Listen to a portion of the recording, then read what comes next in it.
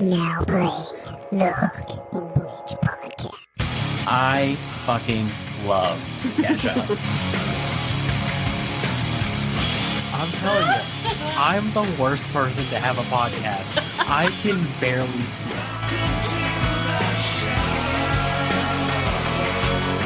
Oh my god, I love this! What is up, everybody? Welcome back to the show. I am your host, Harley, joined by my little sister and co-host in the back, Taylor, and our executive producer, my lovely wife, Lindsay, for the first time in months. So we have an incredible, super special guest joining the show for the second time ever. The new album comes out April 24th called Time and Tide. And you guys got a ton of dates going on right now. So definitely check out their website for tickets.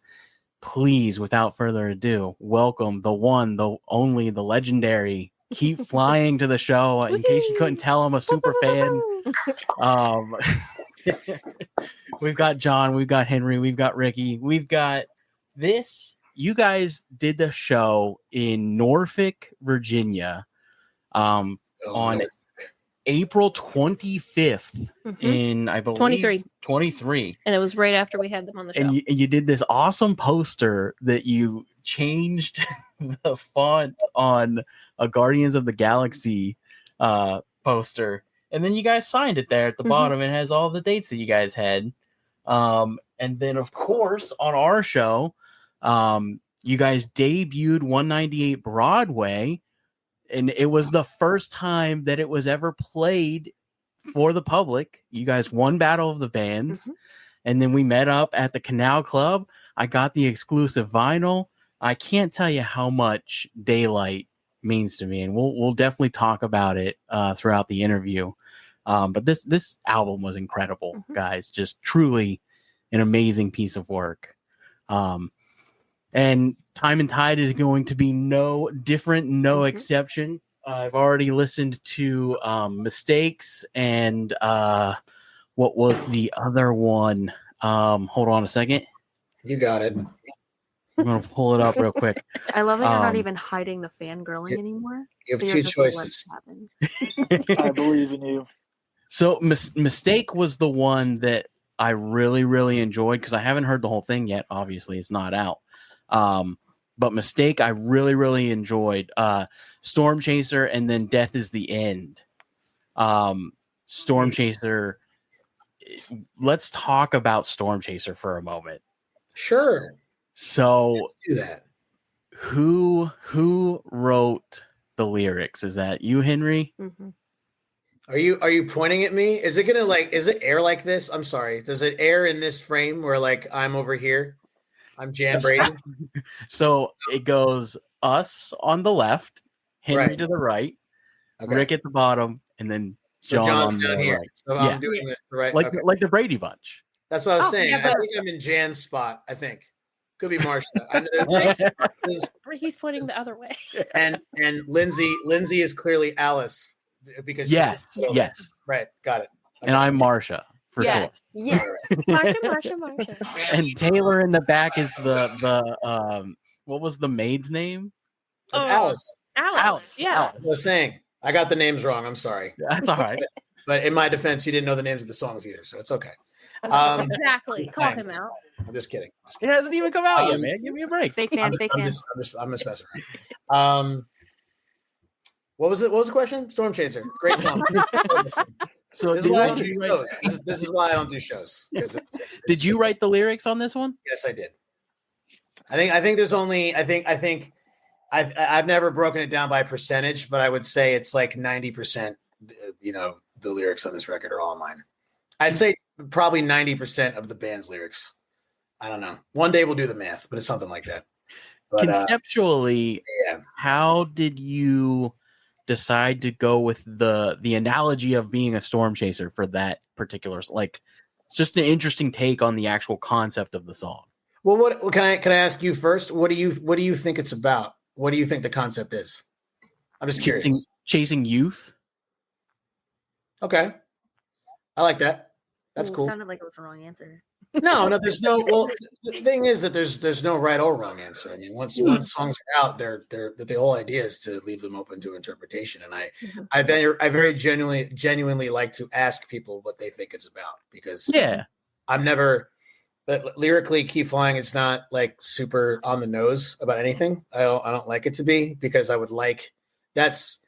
If you've seen our live show, it's pretty participatory in terms of like the audience. Like it's a give and a take. It's not just everybody watch. We're doing our thing. Stay still. Don't participate. Don't do shit. It's in and of itself. It is a this is gonna sound so pretentious, but it's just what popped in my head. Like it's the crowd and us are one organism at one time, and like it all kind of works together.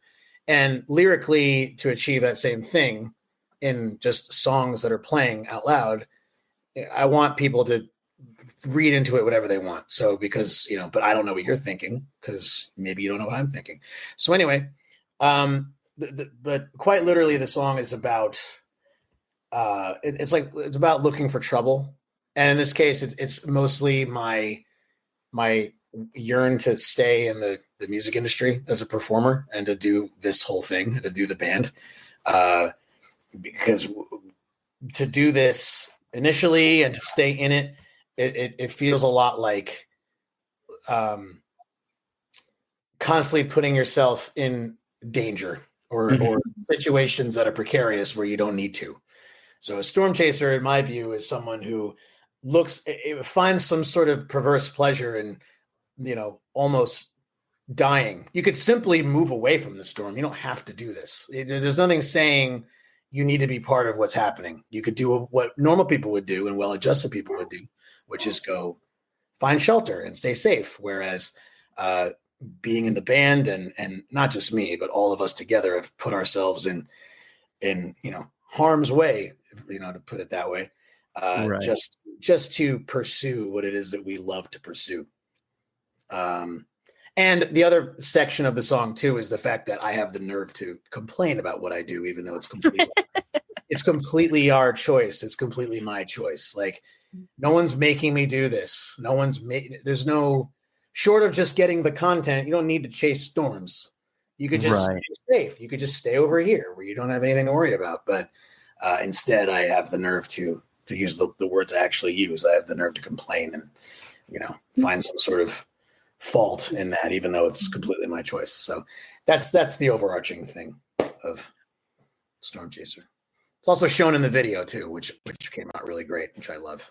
Your guys' videos, They're always fun. They are, but on this album in particular, number one, I don't know what happened in the time between what was that? Was that Survival was 2020? So I don't know what happened. Everybody, really, when you think about it. For sure. That was not planned. A lot of people thought that was just based on the fact that it's 2020. That whole thing was written in over the course of 2018 and 2019. None of it. Right. It just so happened. I predicted it. Are we hearing that Henry's patient zero right now? Is this The Simpsons? I was going to say, it sounds like a Simpsons. I don't know. But I don't know what happened between Survival and this album as far as the video quality. Like there is such a massive jump in this thing. The videos that you put out now, is that what it is? it's the cash. The cashola started rolling in. Well, no, not in, out. So you more. Go ahead. I can't see John's face. More money has left us. More money has left. But we've decided to, like everything with this record, as it was finally the debut full length, for the first time doing a full length record, we said, let's try everything. And this is another thing that we can and should try. And you saying that you've noticed the difference between then and now gives me the sole thing that I needed to know as I watched all of the money that we ever saved vanish.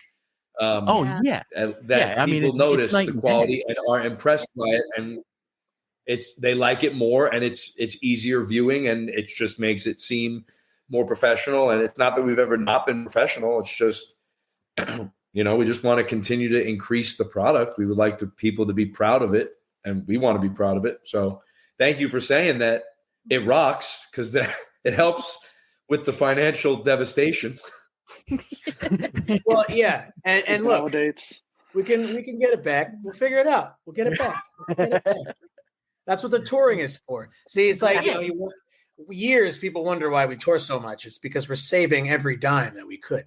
Mm-hmm. And we could quote chapter and verse every way that we've pinched every penny. But the reason why is so that we could do stuff like this. We didn't know that at the time, but now we know. And Right. You get what you pay for. And by the way, it's not as though we just decided to be completely financially irresponsible and just let's just pay whatever. I mean, we find every way still to, do everything in a budget friendly way. But we also have realized that the creatively we're stifling ourselves if we were to just stay at some sort of budget ceiling that is ultimately realistic. I mean, what could we do? How do we make our band better? Okay, well then we're going to do that. That's what it is. Right. I'll be honest. Go ahead. I was going to say also, everything before this record we did with our very dear friend / silent member, Jesse Gonzalez. And we are very fortunate that he has always wanted to do this kind of work with us and is excited about it. But he doesn't do it full time. He loves to do it. He works like all the rest of us. And we talked to him about, hey, we think we need to try doing some jumps. And he was the first one to be like, yeah, you should maybe, And then when we were filming the first video, our touring photographer, Amanda, was like, I just looked up the cost of this camera, and this guy's camera is like $30,000. I was like, okay, well, I hope that the video looks good. You know what I mean? Wow. Even your Instagram reels, I'm jealous of those as somebody that puts out a video basically every week. I watched your little one that you guys put up. I think it was either today or yesterday. And I was just the quality, it's such a massive jump that I was like, damn, I gotta do something different. Can I tell you something, dude? And I'm going to speak for the entire team when I say, and I know you're just three people, but, we're trying to reach more than three, no offense, but For sure. I know it's just your opinion, but that probably is the most validating thing that anyone in the team can hear right now, because the real initiative right now, and other than the fact that our personnel has changed a bit and there's, we're always trying to find better ways to do things, better. We've never really utilized the internet in a way that a lot of bands seem to naturally figure out how. And so it's been such an adjustment period for us to be like, let's not emulate, let's do something for that seems like it's us, but also see what's working for other people. Because we're lucky. People do buy tickets to our shows and they like the shows, but there's no question that if we're to keep growing, we need every aspect to be working as well as it needs to. And it feels really good that, and for us, it's brand new. Anything you're talking about is stuff that we've never done before. We've never tried to make this internet content that good and make this video content that good. Let's take these extra steps. And the fear in that is I wonder if anyone's going to take notice of this or like it. Does this feel disingenuous? Is this not true to our brand? Which I hate saying it like that, but it's true. And you saying that, I think I'm stoked to tell Amanda and Dave and everybody on the team, hey, we're all doing a great job. These people care about us and they like it. So that's a great thing. So thank you for saying that. Mm-hmm. Well, and to be a part of your brand too, a big aspect that I find is you guys are showmen. Oh yeah. Every single time that I have seen you guys, that we have seen you guys, the really incredible thing is that you guys don't just play your music. You put on such an incredible show. And when I try to describe to people to bring them into your music, the atmosphere that you guys bring to the stage and just the general sense of community that your fans have, it's next level. I've seen hundreds of shows, and you're in my top 5 every time. Somebody's like your top 5 concerts. I'm like,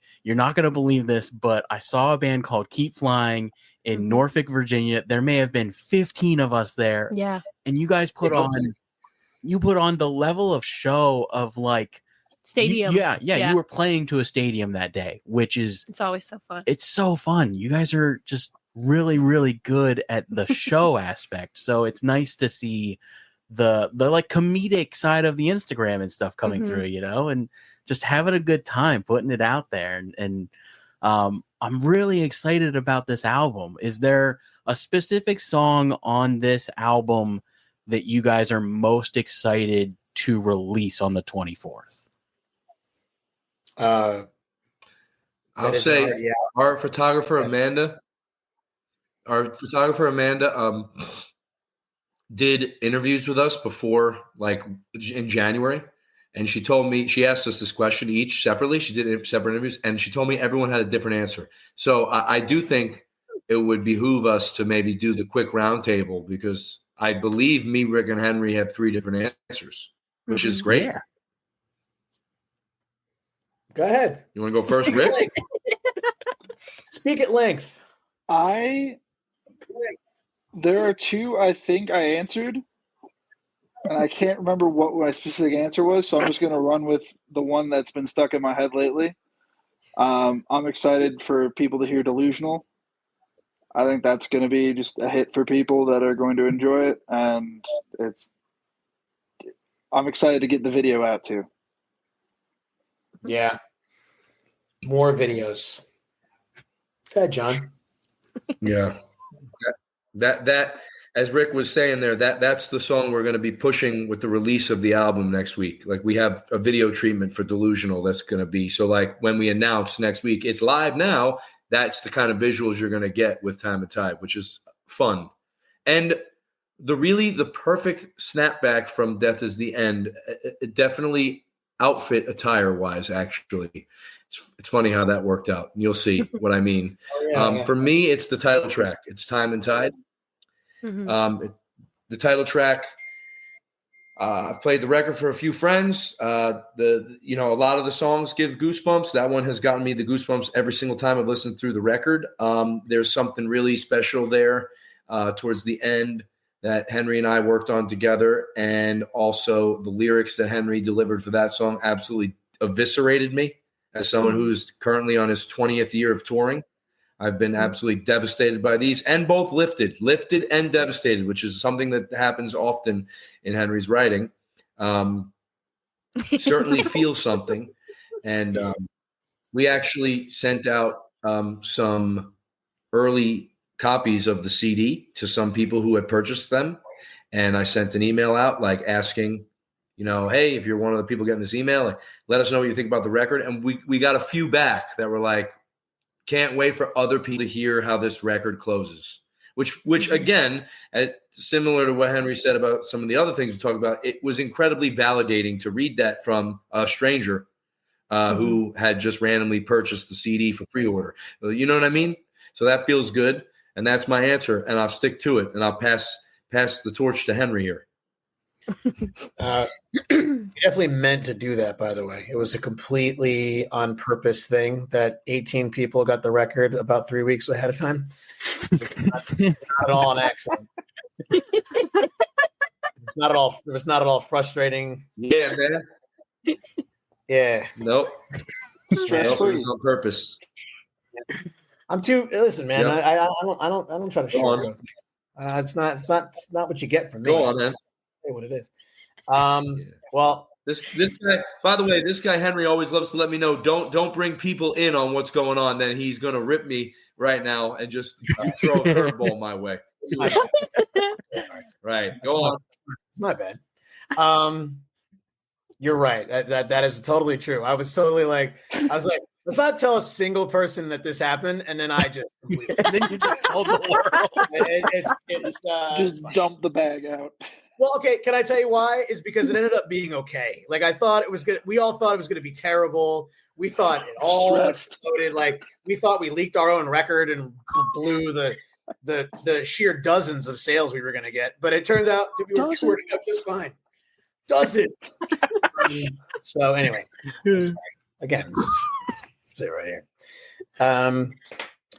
Well, I think the one I was the most excited to release is already out, which was Mistakes, because I'm trying this new thing where I write songs that are like good, and I wanted to see like. Let's go. All right. Well, sincerely, here's the deal for real. I've been making music a long time, and I'm very, very happy with the level of success that I've been able to achieve and the bands that I've been in and all this stuff. But I did think for a while, like, I've done all I could do, right? This is it. I've reached my ceiling.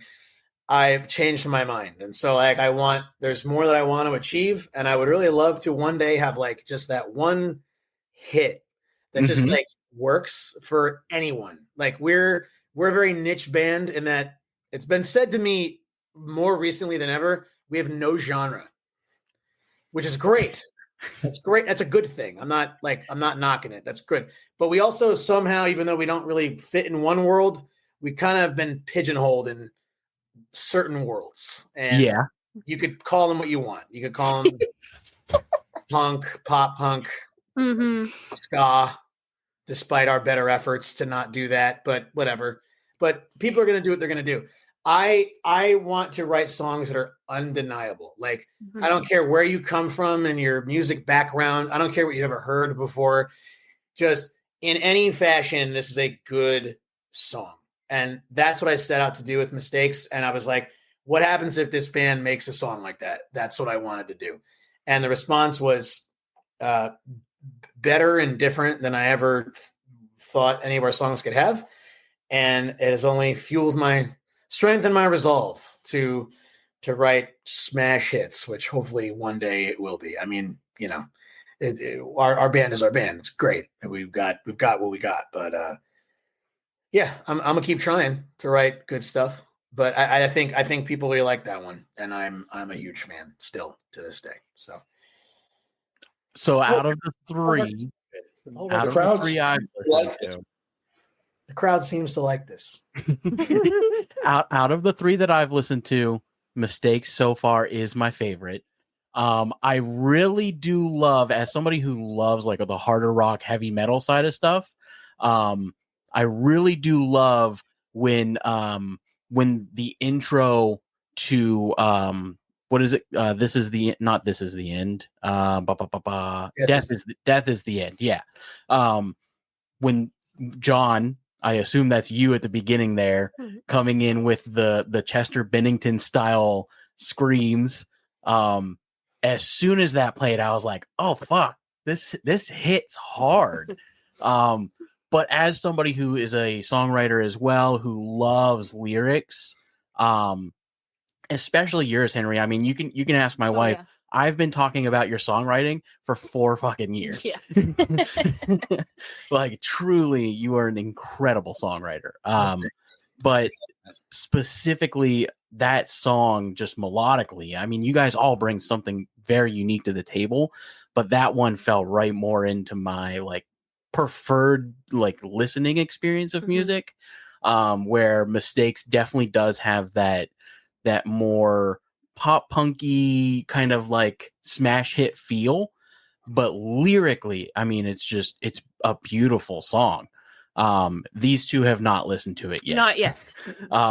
So I'm not going to ask their take on it yet, No. but I do want to, we've talked a lot about the up and coming album, and I do want to talk about Daylight real quick with you guys, just because since we last talked, John, that was before it was right before Daylight came out. Yeah. So other than talking to you guys at the actual shows about it, I haven't really been able to ask you about specific things.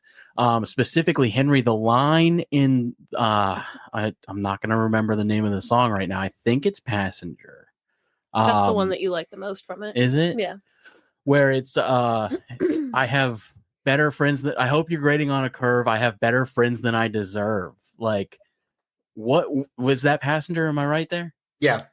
So what does that song mean to you? I'm very curious about like your take on that song, and then 198 Broadway. I kind of know the story of, but curious about some of the words that you chose in that one as well.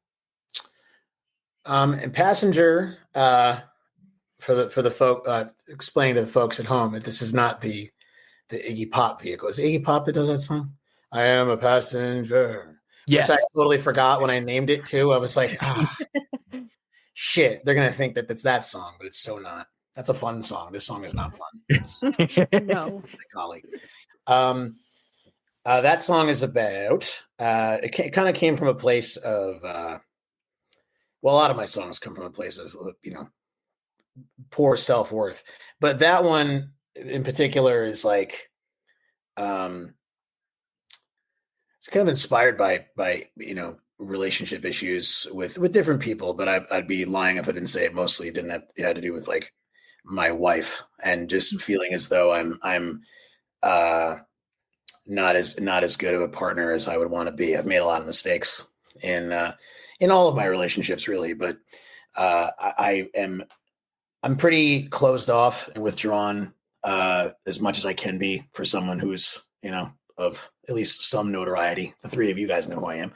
So, and the reason being is because I feel like that there's people in your life that do a lot to raise you up. And a lot of times I feel I'm very much the opposite. I feel as though my actions have driven people into worse positions in their life. And I feel very responsible for people's. I feel responsible for my band's position. I mean, all of this started because of crazy ideas I had, and so sometimes when I see people in my lives not go the way that they want to go, or I want it to go, or would like it to go, I feel very much like I drove them to that, and so that's kind of where. And all the while, a lot of them stick around. Like I've lost plenty of people in my life, and they've moved on, and I've moved on. But right now, you're looking at two people that I feel as though I've dragged through hell with me to pursue this thing, and they, by the grace of God, they have not left. I don't know how, especially Ricky, because Ricky has been through multitudes with me. And so, there's several others too. So that's kind of where that came from. And so I'm in the straight up begging people, don't leave. I'm a crappy driver. Please don't leave. That's what it is. So happy stuff, happy shit. I mean, dude, Daylight it's so heavy. Like the whole EP is so heavy. Even 198 Broadway, which I would argue is like the happiest of the tracks on the EP. But I want to talk about 198 Broadway on a live side. Rick and John, when you guys play saxophone and trombone for 198 Broadway, I've never seen two individuals happier in my life as you guys are with your instruments. Yeah. I've never seen so much energy, so much amp. So, I mean, you guys jump around. You're pulling the clown trick out of your mouths. Even with a knee brace on, Rick just goes, man. Yeah, John, you broke your back and was still going. Like, oh my god. So, and it's a perfect part of that song because there's the section of the song where it's like very heavy, talking about where you guys came from, and much quieter. But then like the drums come in, and then you guys come in with the sax and the trombone, and then the heavier guitars come in. How do you guys keep the momentum? Because that's typically in your sets a later song.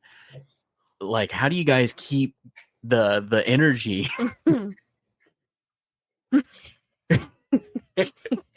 It's funny because you're on opposite sides on our screen, so you're pointing away from each other. That's why I asked where we were, like if it was universally the same thing. No, John did it right the first time. I think for me and Henry it's the same, but I think John and Rick's are backwards. I am under our hosts currently. John, Yeah, that's you're what I pointing at me. see. Yeah.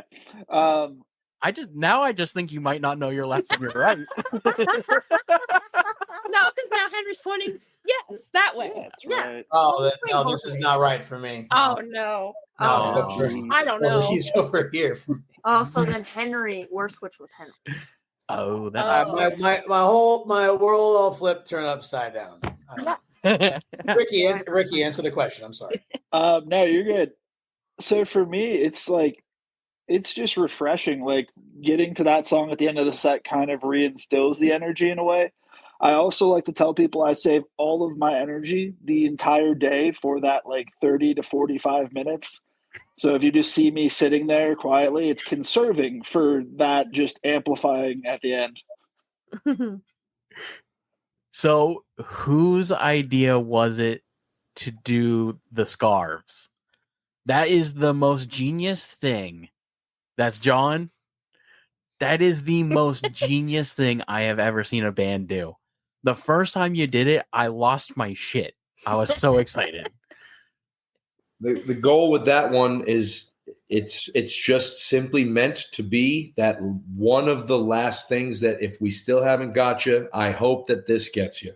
And I mean, we do. Children love it. Adult children love it. So I feel successful in this move, and this is why we've continued it. We talked about stopping doing it, but as long as we continue to play to new people, it's one of the bits that should stay. It might change songs, maybe not, but it should stay. So yeah, I mean, I know that it works. I know it worked on me the first time I saw somebody do it. Like the first time I saw it again as an adult, where I was like, "Wait a minute, how did he do that?" In the setting where it made no sense was when I was like, "Okay, this will work for our band. This will work." Yes. Yeah, I was blown away because we're sitting there watching you guys, and you're literally playing your instruments. Unless you're real sneaky, maybe I missed it in the set, but you're playing your instruments, and then out of nowhere, you just start pulling it out of your mouth. Fun. Blew my mind. Like any stage show, it's an act of sleight of hand. There's always something to look at, and your eyes can go any which way at the same show, and be entertained at any 6 points on the stage. So it can happen while your eyes are over here or over there. The thing is, it's like that's what he thinks. Right. I get envious of them. That's what he thinks. Yeah. It's called chipmunk cheeks. We keep that shit in there. It's buried For the 45 minutes. Oh, which one is that? So I want to know, can we get more magic acts? Yes. Can we get some doves or something? Oh, Just We pull up talked your about the hat and big be like, curtain. Dude, the We're thing talking is, about a few things. Yeah. dude, they're all crowd pleasers. That's the thing, man. Mm-hmm. Yeah. Any band can get up there and stand and play guitar, and that's what I do. I'm envious of them. They can do all sorts of stuff. My hands are full. I wish I could do things, but that's what's so cool that they can do is just straight crowd pleasing things. That's entertainment, baby. yeah, Then there's just some things that always work. They're always going to be staples. That's why bands all have the same banter. You know what I mean? That's why. oh yeah. That's why it's there, because it never fails. It always works out. So We've seen Godsmack. You've seen him 11 times? Yeah. And I've seen him 6 times, Yeah. and it's been the same show every time. But it's great it's every great. time. Yeah, but I used to work for several bands like that where it was so painfully the same for way too long. Yes. Fans do notice and they do comment. That's why we've been desperately ready to get to this new era so that our set list, when we come back to these cities, 1, we're trying to only go to each city once. But 2, we want to play as many of the new songs as we can so that the set list is as different as possible from the last time you saw us. Right. Yeah. You know what I mean? So We're also speaking, we're fortunate to have a bunch of support slots so far this year where we get a 45-minute set, which is only slightly less than what our headline set is. So we're basically going to be playing, exactly what we want almost every day, which is really, I feel very blessed that we have that time to do that. that's incredible. Speaking of these incredible shows coming up, your guys's career path as musicians has been, I've gotten to see you guys play like I said, those local small shows to going out with Bowling for Soup, which I thought was an incredible milestone. I was so excited for you guys. I still take credit for that. I had Jarrett Reddick on directly after I had you guys on. I still hold that credit. It's I not don't know you. if It's it not probably you. had nothing to do I with think me. it's all them.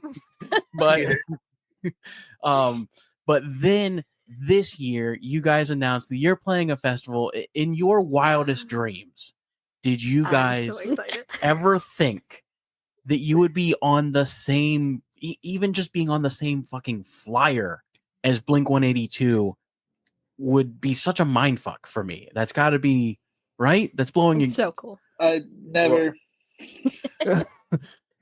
Well, yeah, actually, because it was supposed to happen in 2020 at the first time, and then it didn't. So so this is the hope that it would. I look at me, dump it. John's like, yeah, dude. To explain to the folks at home, so Blink 182 was originally booked for a 4-chord for 2020, but then this crazy thing happened, and so they couldn't do it. So this is like the redo, but this is actually better because this is. Yes. I don't think it was Tom Blink then either. So No. this is a little bit. This is actually a little bit sweeter. But let me give you the well-adjusted answer. Yes, we are extremely excited to play a festival of Blink 182, and it's again it really is just a function of how great the people that do support us are, because that's really what it's about. It really is. The fact that there are a few people that really believe in us the way that they do. One of them being Richie Ball, who helps us in a managerial way these days, sort of. And but he's the mastermind behind 4-Chord Music Festival, and he's always been a great supporter of us. So, what do you say? Let's see. Leak the text. I can add them as we go. Let me see. There he is. See, that's some inner workings right there, guys. If you know Cool. Pittsburgh, our show at Pittsburgh's over 100 tickets sold because hell yeah, man. And again, because we're lucky enough to have such a base there, because he's supported us so much, and it's amazing what happens when you have people in your corner. We're stoked. We're really excited. He also pays people to come to the shows. He does that guy who gives people $2 to come. You know what I'm talking about? Yeah. You remember that story when 50 Cent bought all the front row seats? For his own show. Rishi also contributed to that. He's the kind of guy who does that, and he very often will do that for our band, so that way when we report our ticket sales to the people that need to know, Polestar and things of that nature, he's the one who makes sure that that's true. So he's the greatest enabler of the lies that we tell. Yeah, it's true. Well, we are all three going to see you So guys excited. at Cannot that wait. festival. We're hoping. We're all there to see you too. Couldn't care less about Blink 182. Honestly, if I even I'll text John when I'm out there, but even if I just got to meet up with you guys and just say hi at the festival. No. That's Listen, all I need. Well, hold on. Let me explain to you Keep Flying at 4-Chord, because it's not just, hey, I hope they're around. We're there. I'm not bragging, and I'm sorry people that get mad about this, but we play almost every year. But one of the reasons why we play every year is because we've kind of become this opener of this festival all the time. And then we're, again, not bragging, people come early to see us, and it feels really good because you don't need to do that. You could come and see all these legacy bands that he gets every year, but people actually manage to show up in the hot sun at 1:00 in the afternoon for this all-day festival to make sure they check our set out. I mean, because we're early, we're there with the crew. The whole crew that he hires is stoked to see us every year. We're out and about with everyone all the time. We're checking in with the vendors. We're going to see everybody. Like, it's a family reunion when we go. And that's for us and the crew and the fans. So there's none of this, hey, I hope you see it. You will. Because we'll Good. That's how That's Keep Flying 4-chord style. Hell yeah, man. Yeah. Before I get too off topic here, I do want to ask you about this line in 198 Broadway. Our next record is all new metal. Corn style. If you like Death is the End, prepare yourself for more Lincoln Park Keep Flying. Lincoln Park, yes. I'm good on the corn. What's the line, brother? What's the line? Sorry. Again. So let's see here. Let's see. Okay, here we go. Slow. Yeah, sorry, I'm a slow reader. I'm slow at a lot of things, but reading's especially slow. Just try to remember everything that we've been through, the good, the bad, and in between is such an incredible, like, that's the most powerful part of that song for me. And just the line, the good, the bad, and everything in between, like, honestly, it seems dumb, right? But that line meant so much to me listening to that song that I was like, I'm not a lyric tattoo guy, but I was like, I want to get that tattooed. Because it's such a good reminder of just like the journey of life. And what prompted you to write that about this particular song? And like, was that in reference to anybody in specific in your life, or just kind of how you were feeling at the time as like a nostalgia of where you guys came from? I mean, this song, to be very blunt, my intention for this song was to be the last song I wrote for this band. I was done. I didn't want any more. Like I was in a place where I was like, I'm gonna write a few more, and I'm gonna close it like this. And like in case this is it, this is how I'd want to leave everybody. And so that I just wanted to wrap everything up if I could. If I had one chance to say one last thing to people who like cared about this whole thing, this band, this thing we do, it would have been that song. Now, obviously, I got talked into sticking around. Well, people liked it. I was like, oh, fine, okay. We conned him. We conned him into staying. Yeah, That's right. That's where all that money went. Yeah, it didn't take. Yeah, right. We paid him off. We paid him to stay. Right. Right. I held out like an NFL player. I was like, listen, you want me? You got to pay. You do look like Troy Polamalu. I do get that. I get that a lot. And in fact, to bring up your boy Jarrett, he had this whole skit in mind he wanted to do with me. Of course, and we never got a chance to do it. I guess I'll have to take us on tour again. Yeah. And do that. Yeah, but I get that a lot. So 198 Broadway was supposed to be the end. That was going to be like the last thing I had to say was something, it would be this. So I just wanted to, in lyrical form, in any way, shape, or form, encapsulate anything that happened, because it was. I mean, a lot of this has been great. I owe my entire life as it stands to my music career. That's where my support system has come from. I met my wife doing music and everything. It's led to everything great that is in my life. It's been my entire adult life, but it's not like it's been awesome For sure. the entire time. And I'm not capable. It's maybe a flaw of mine, but I'm not capable of like pointing out something good without looking at the other side of it. I don't. It's a problem. That's why I talk so much when I'm given these chances to. So. And so in that song, I reference the good, I reference the bad, everything in between. It's supposed to be a goodbye, and then it wasn't, which I'm pretty grateful for.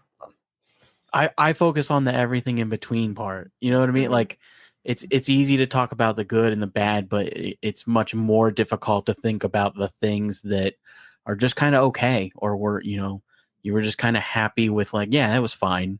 You know what I mean?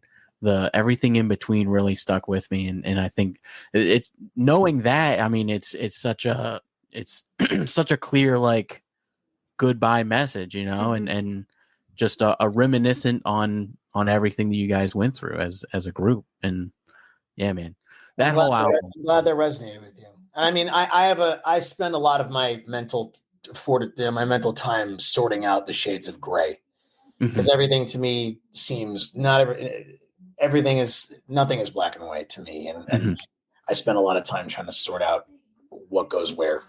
And you just have a great way of spinning a phrase too. It's just the choice of the words is just what I like to focus on.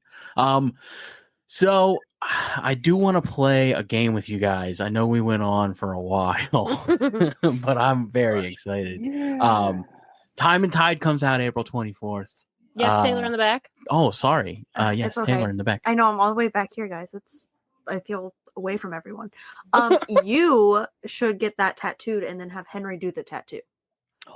Ooh, that would be badass. You mean like me make the tattoo or like write it out for you? Because I'm not going to tattoo you. Oh, I definitely meant do the tattoo, but it makes more sense for you to write it out. Right. Get the tattoo. I thought that's what you meant. No, I meant tattoo gun on your skin by him. Do you know how painful that would be to hand a tattoo gun to somebody that's never done a tattoo? Your dad did it to you. My brain think. Have John do it. Out of the three of us, I would trust John the most. It's because I've seen him tattoo himself, and it wasn't bad. I was heavy-handed on Danny. I was trying to remember because a few of us have tattooed a friend of ours in the UK, and some letters came out better than others. Mine were not good. That'd be the second time in 2 days that I got mistaken for a tattoo artist, which is strange. That's another reason why. So you do tattoos? Why? I guess because I look like this. I don't know. No, I will not do it. I will write out I'll write it out for you if you want. My handwriting is really awful, but That's really all right. Okay. that makes it authentic for you. It'll certainly look like I tattooed you. Also, John, if you ever want a tattoo, if you're in town, I mean, I did it for years. No, he did not. I'll tell you. I did. I worked in my dad's shop. You were a child. That was child labor. Or if you need a trumpet player, Taylor She actually does. Yes. has played trumpet for years. I would like to not do it, but I do know how to do it. Heck yeah. I don't have any rhythm. No. Before you mention this game, I have work in 5 minutes. Oh, This was okay. I'm on the road with Wheatus right now, and the Rabid fans need T-shirts. They need T-shirts, and I must sell them cloth for coin. You know what I'm saying? Hey, when you see Brendan, let him know I said hi. because he was on here too. Have you done him on the? Has he been on the podcast? Yeah. And he was so sick. He had food poisoning. He was dying. We were supposed it to was see so him like sad. 3 times. He's sick all the time. Don't worry. He's been sick on this tour. We canceled shows. Don't you worry. Don't you worry. But I am gonna let Henry and Rick make this game happen. If that's okay. Because I don't want to get fired one day before the tour is over. You know what I mean? Yeah. He would never fire me. But did you end up canceling more than one? Go. Did you end up canceling more than one show, John? Just one. Just one? Oh, okay. Just the one that you came to. That's just the one that Henry cursed. That was so cool. All right. Well, I'll let you guys wrap this up. Thank you for having me on. I apologize that I have to hop off, but hey, we'll see I'll you follow soon. up with you. Yes. I'll text you. I'll follow up with you. Good luck finishing this up. Thank you. Bye. Bye. I talked Oh, too much. right. It's really the problem. I'm sorry. So No, let's all do right. it before I start again.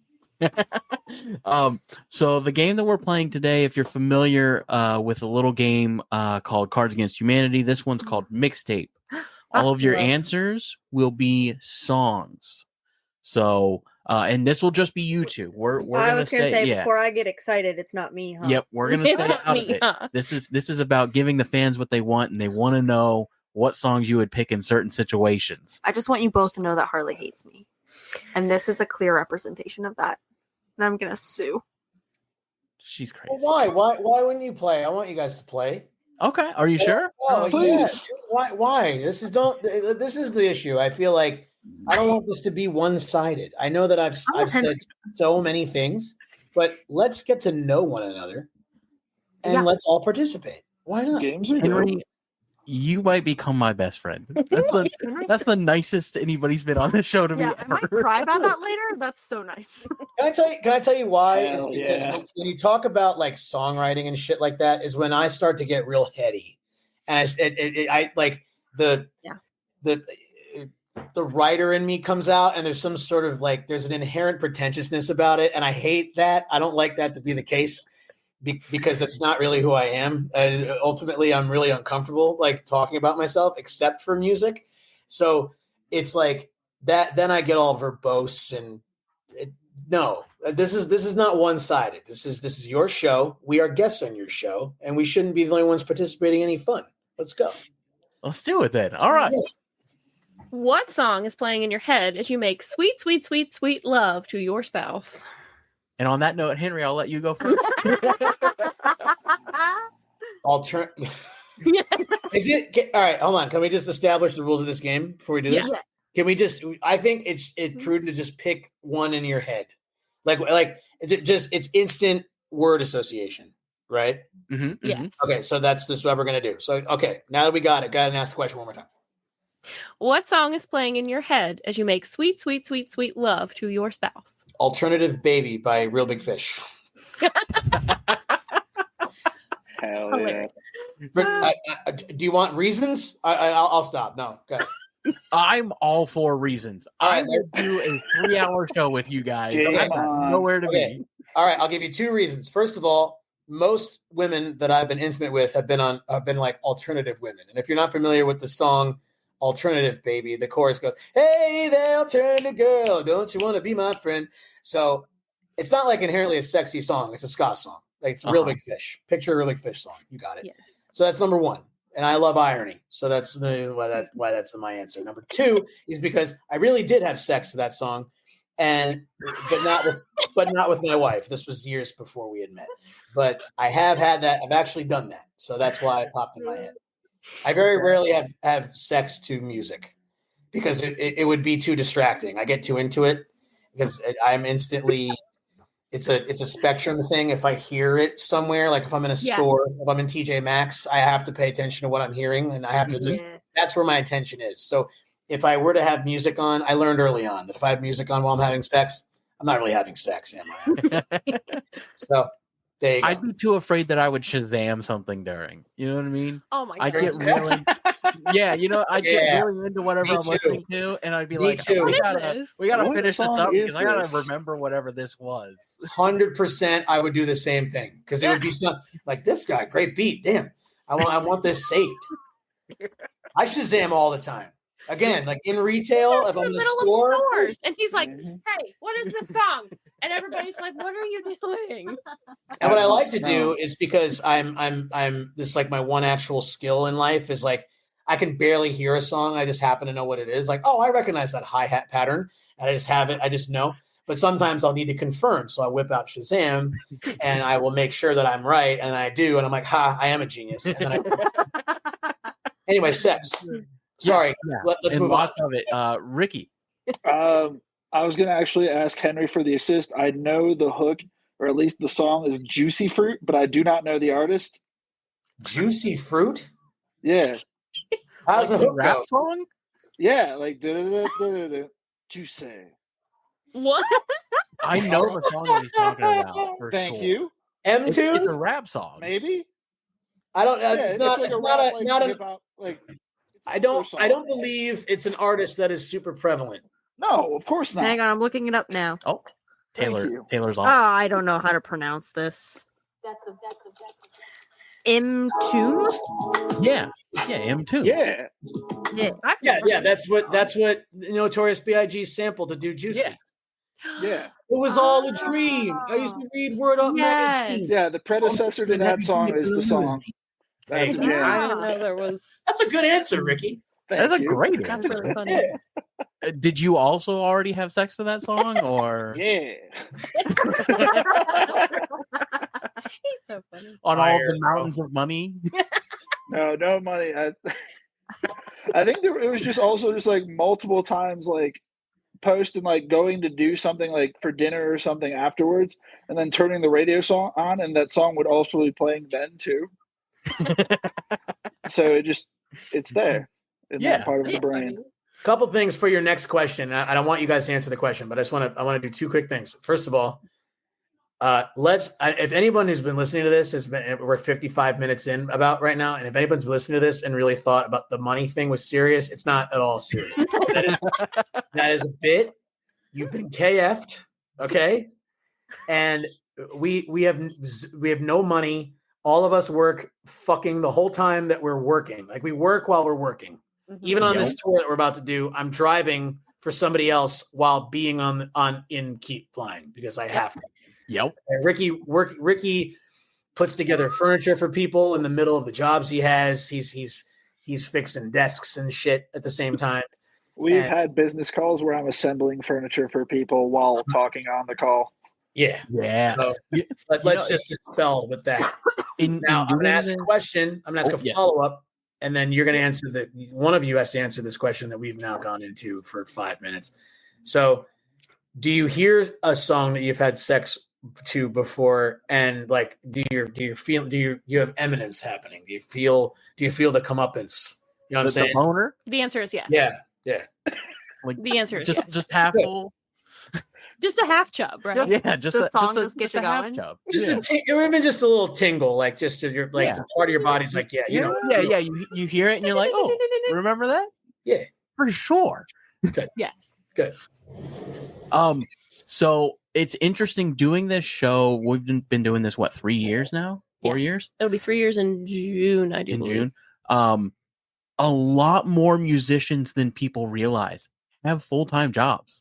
Yeah. There are people that have had monumental success that still work. I mean, Breakfast at Tiffany's, the guy that wrote that song is a college professor. Yeah. This Is Why I'm Hot. That Mims. guy has a full-time Mims. he has a full-time job in the tech industry. He was so fun too.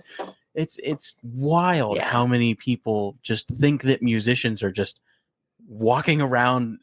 Notoriety With all doesn't this bring money. The goal for me used to be, like, for real, because I've spent a lot of time in my life being negative, and I plan to still. But in my life, my goal in this was to just be able to go to a point where I can stop doing it. But really now that I've found new life in my love in my career here lately, so I'm trying to ride that out. But really my goal is to just get to a point where it's the only thing that I have to do.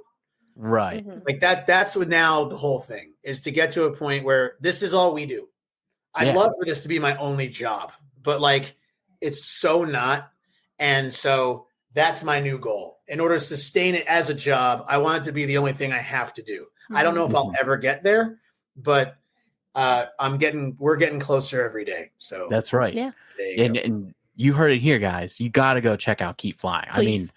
I've been talking about you guys so long at this point. It's every time I get a chance to talk about Keep Flying, I talk about Keep Flying. Harley is in love with you guys. You guys and Flight Club. I'm sure you guys remember Flight Club. You guys are my two bands since doing this show that I've followed your career from the beginning and can't stop. Not technically from the beginning. Technically, they've been doing it for a very long technically time. When I reached out to John the first time, I was like, you're not going to believe this. This band that has all of these Instagram followers wants to be on the show. I was baffled. And then John came on, and then I saw you guys perform, and I was like, oh, they're still just regular people. Like, yeah. I can't stress this enough. Yeah.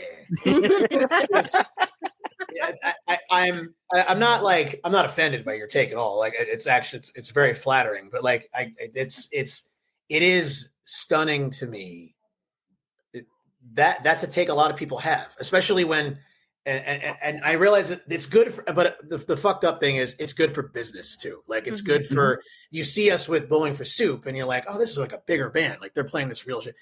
There are fans we have that, God bless them, love them very much. But if you meet a band, if you learn about a band in a basement show in the very beginning of their life, it becomes difficult for them to look at you any differently when things do change. Mhm. So that's kind of Right. a weird thing that that we kind of bump up against, where there's people that have been there from the beginning. And again, God bless them. We love them. Please stay. But it's tough. It happens in my career too. I mean, even take Bowling for Soup. Like their bass player is a guy named Rob, who Mhm. he's not the Bowling for Soup bass player to me. I've been playing shows with him. It's not a brag. When I started playing shows, he was there in his own band called Pull the Pin. He had been in 3 other ones from Stroudsburg. Like he's not like that to me, but he is. Like I'm not like disrespecting his newer career, but like, you know, he now, God, again, thank goodness, he does view me as someone who has moved up instead of looking at me as someone who was opening for him at the Sherman Theater in Stroudsburg in 2008. You know what I mean? Like, Yeah. but there are people that hang on to your first perceived notion of who you are. And so, you know, it's a tough thing to do when you're trying to grow, because Right. you have to keep those people pleased too, Mhm. and not make them feel like they've abandoned. But I assure you, despite how well you think all of this is going, we're just guys. Just guys being dudes. I know. I'm being dudes. That's it. That's it. That's it. I love it. To answer all of that question though, Genuine's Pony. Yes. Oh, see, I feel like the last time we had that question, that was the same answer. Yeah. Yeah. That's standard. But it's Standard. also, to be inappropriate, we have never had sex to that song. No, but I'll tell you what, Do man, people that really song, do? that song. I don't think so. I think it's just in a strip That'd be club. gross. That would I be gross. think Like I that's think that people do. Trust me, they do. But for me, I think this group here would agree that like that one is almost a cliche. So no, I was just I think about to I say, would. it was like a cliche. Yeah, like I think I would probably laugh if it came on. Yes. Oh, absolutely. Like, of course, and then continue I doing have a what I'm movie doing, scene in my because head. I would continue doing what I'm doing because I'm a performer at the end of the day. And you commit to the bit. I'm not gonna let this distract me too much, but yeah, it's a standard one. You know, Usher is Oh, in there yeah. somewhere. You know what I mean? Lil Wayne. You really don't Lil Wayne. Lollipop? Yeah, he has this one song. What's that song that he does? Where he's Shooter talking with about. Robin Thicke? I'm kidding. No, it's he's got the best line in this song, and it's one of my favorite lines in music. Real G's move in silence like lasagna. No, it's something brain, call it brainstorming. Oh, It's Not so Lollipop. funny. Just thinking about the vine of him of the fake Lil Wayne. Got J's on my feet, call it Jay walking. Young moolah, baby. good impression. Why I don't hang out. Oh shit, that's funny. I don't remember what song that is. That's all right. What's the next one? If you had but one metal song to listen to while stranded on a deserted island, what would it be? Okay, metal song. Okay, Metal song. Mm-hmm.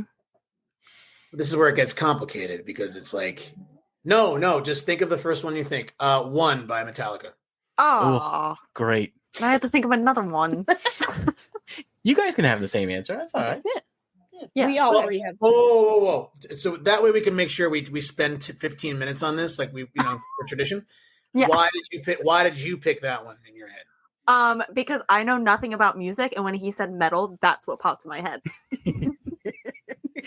He went. No. Because like I'm not a huge metal fan.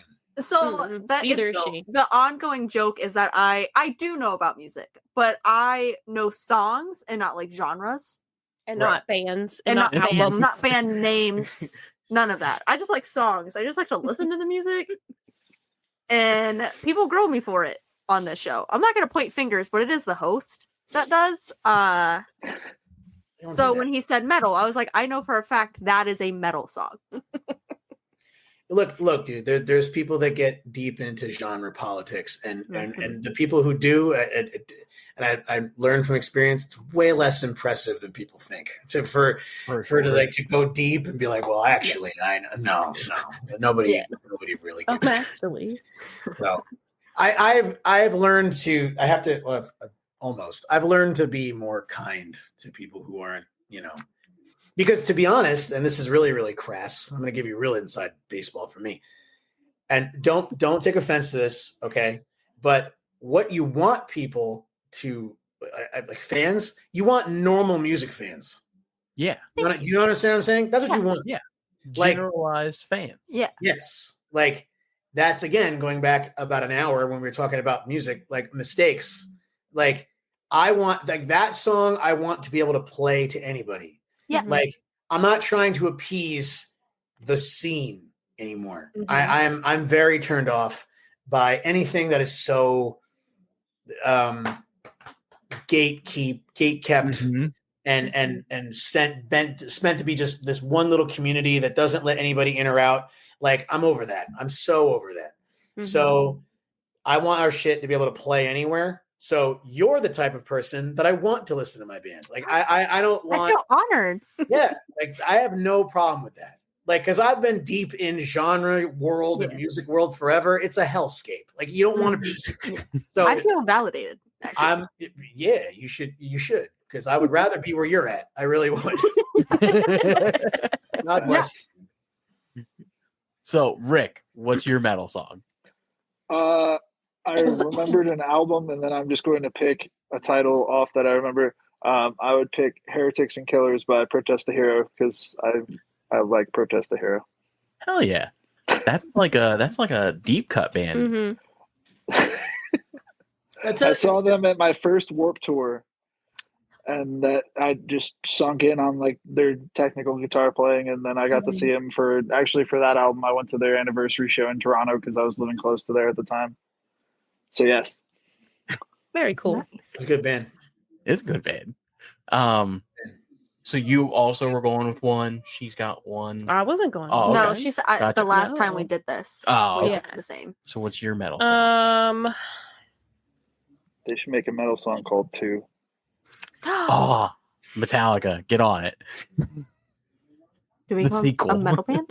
I still cannot live. I still cannot die. Makes that baby in like 20 years. He solved no problems from his PTSD. He's still there. I mean, they did Unforgiven 1, 2, and 3, so you know. You can go. I can go. Yeah. I for some reason the first thing that popped into my head was Korn.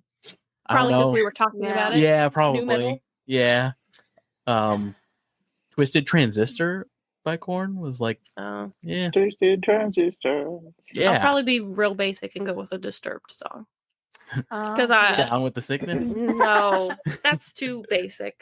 I'll go Indestructible. Indestructible. That's a great one. That's good too. That's a basic one. All right. If aliens came to Earth and vowed to destroy the planet, unless someone played them the most epic love song of all time, what would you play? Oh no. Got it.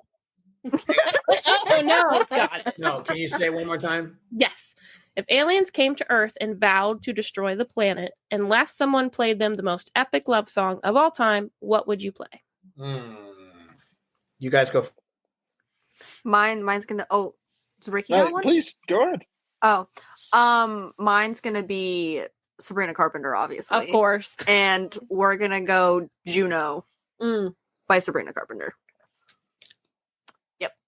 You hold on. You think you call that a love song? I mean, I want it to be. Respect.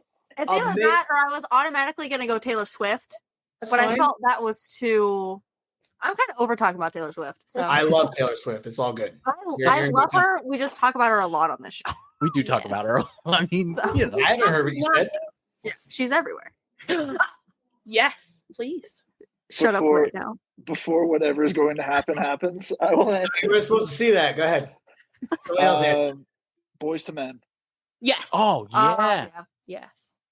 I forgot the song title, but you know the song I'm I'll make thinking love of. to you. Yeah, I'll there we go. make love I was like, that's too spot on to just say End of the as road. title, but I'm like, I guess so. Celine Dion. Yeah. My heart will go on. Yes. Also a That's what we're banger. picking. Whitney Houston. I will always love you. Yes. Yeah. I also I Have Nothing, which is also a really good song. Okay. All right. So And yeah. Henry. I was trying to tune fast, so I had it ready.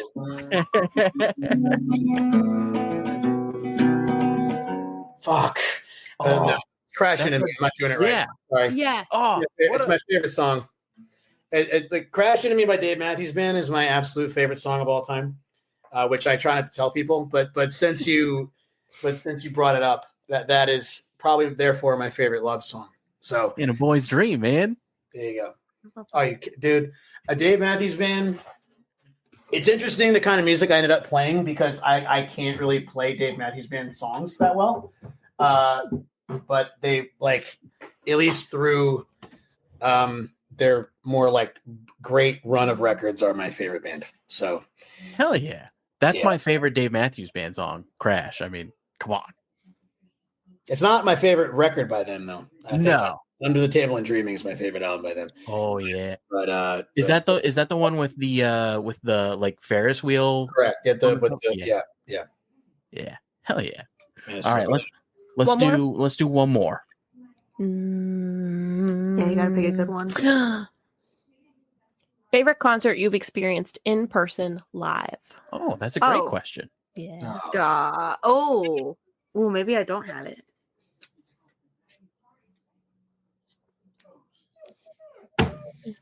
Never mind, I got it. And now we're gonna be here because none of us can pick something. My issue is that I have like several for different reasons, Right, Yeah. right. Yes. and it's tricky. And so I was hoping somebody else would fill it out while I was thinking. Yeah, yeah. I You got got it. yours? I was Yeah. gonna say because I definitely have mine. do so. you? Is it the Clarks? Oh, how'd you know? Because you've only been to like 3 concerts. Well, it was either gonna be that or AJR, but I didn't want to do AJR because I thought maybe you were gonna do AJR. I was. Yeah, but the Clarks for sure. I've seen them multiple times. Yeah. Yeah. And obviously, mine's AJR. I Mhm. saw them with you at the Maybe Man tour Mhm. last year, Mhm. and I think that was my favorite show of all time. They write such great pop songs, man. Mhm. Right? It's just that is a band that I know that our band doesn't sound like that, but like my goal is to kind of take what bands like that do and kind of put it through the Keep Flying filter, where it's just Yeah. Mhm. still Yeah. rock and use the horns and shit. So like they like, I don't know, they're one of those bands that are like, oh, just another catchy song, just one that sticks with you. Sorry, I just wanted to interject there. No. It's awesome to know you like AJR. I mean, Harley loves them so much. That's what you guys named your son after. Yes. Yeah, we we named our did. son after one of the members. we did name our son Yeah. after So one of the band members, and Jay? Breaking Benjamin. Yeah. Jay. And took a chance. We just went with all 3, just Arj. Orange Oh, right.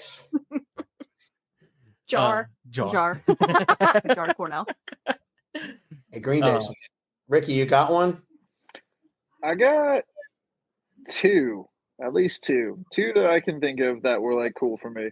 One was, it was just interesting. It was the first time I'd ever seen H2O play. It was the first thing I did after I got my wisdom teeth out like 10 plus years ago, and I was just the first social interaction after just being on the couch for 2 days, and I was just like in the middle of the crowd, and I realized like 4 songs in, I was like, I'm not wearing earplugs because of the pain meds and everything, I'm like, everything's fine right now. So that was a great one. And then I want to say it's been a while now, but I got to see Daggermouth finally play when they did a reunion at a festival in Florida, and that was pretty cool because I'd never got to see him live before. Hell yeah. Was that with the new guy? Yeah. Was he? Does he sound like the guy? He was pretty spot on. Yeah. Spotify decided that I should listen to that record again. I haven't in so long. Like Turf Wars was on in the Survey Says van every night, And Oh, like, yeah. I hadn't listened to it in a long time, and I was like, yeah, I still do like pop punk and punk rock. Cool. Sometimes I forget. Like I literally Right. I don't listen to rock music for months at a time, and then Right. I'll go on this spree where I'm like, oh yeah, this whole thing. Okay, I'm gonna name a few, and I'm gonna list why for about 20 minutes, and then we can end Yeah, the show. sure. Again, I've got nowhere to be. I totally do, but I'm here having fun. So fuck it. So Less Than Jake, Real Big Fish, did a tour.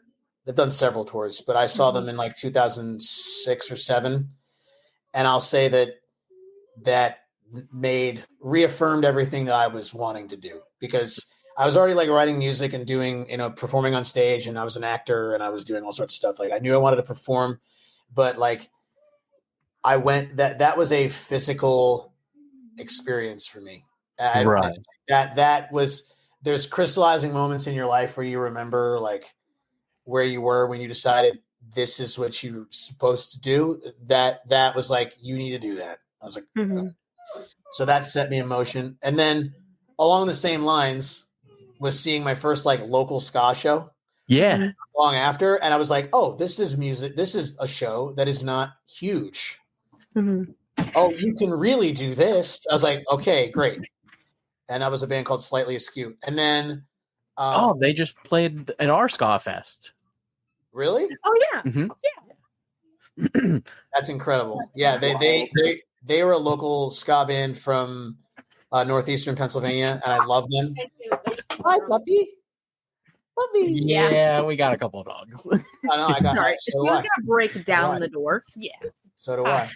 I love dogs. Back here, Ricky. I didn't even tell you. Never mind. I want to get distracted. Never mind. I have great news, but I'll tell you later.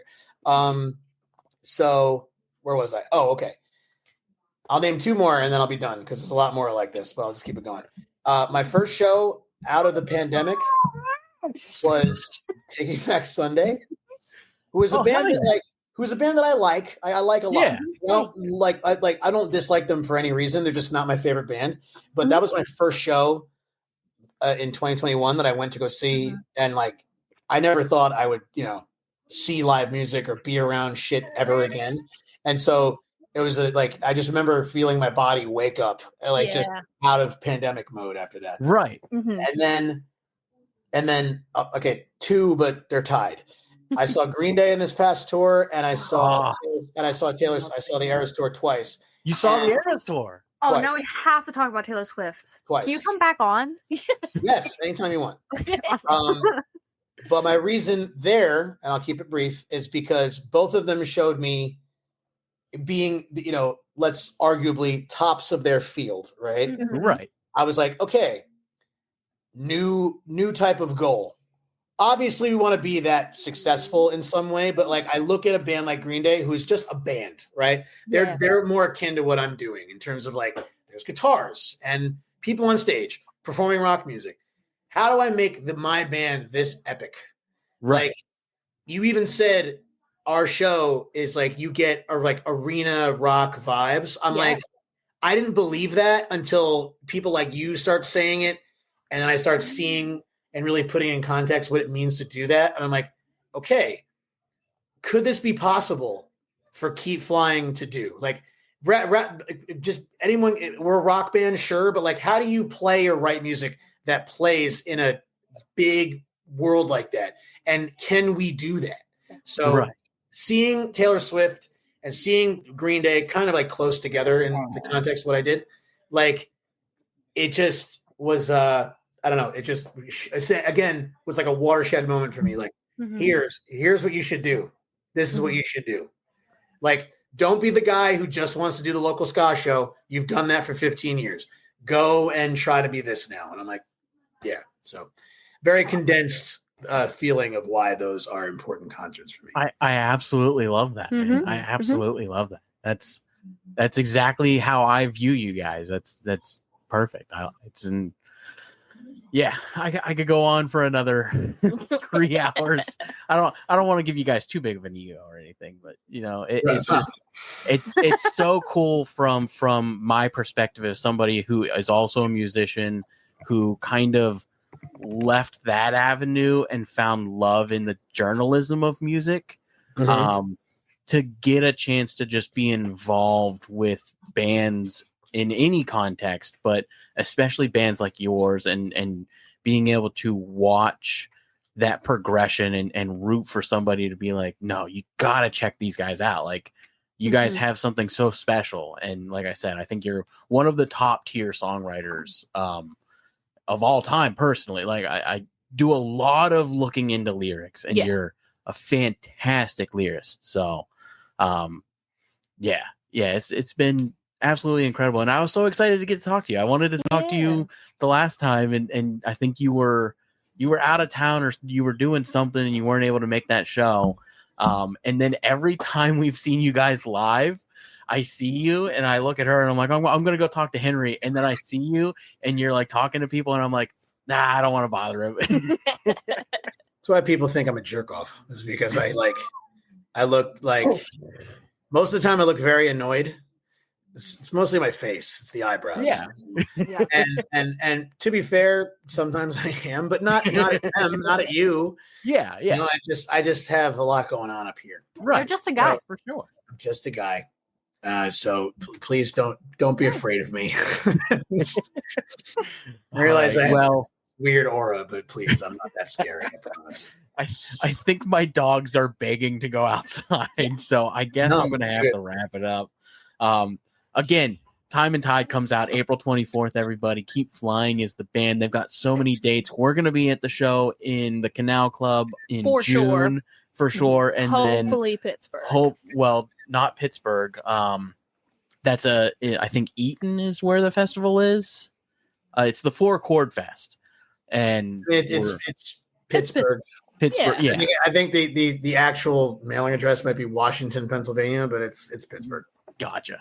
So we're hoping to go to that as well. It'll depend on how available tickets are, because tickets keep selling out for shows. So so all right, guys. Well, again, thank you so much for being on the show. Yeah, thank you. Anytime. Thank you. Thanks for having us. Time and Tide, April 24th. April 24th. Yeah. We'll see you in June. Woohoo! Ooh.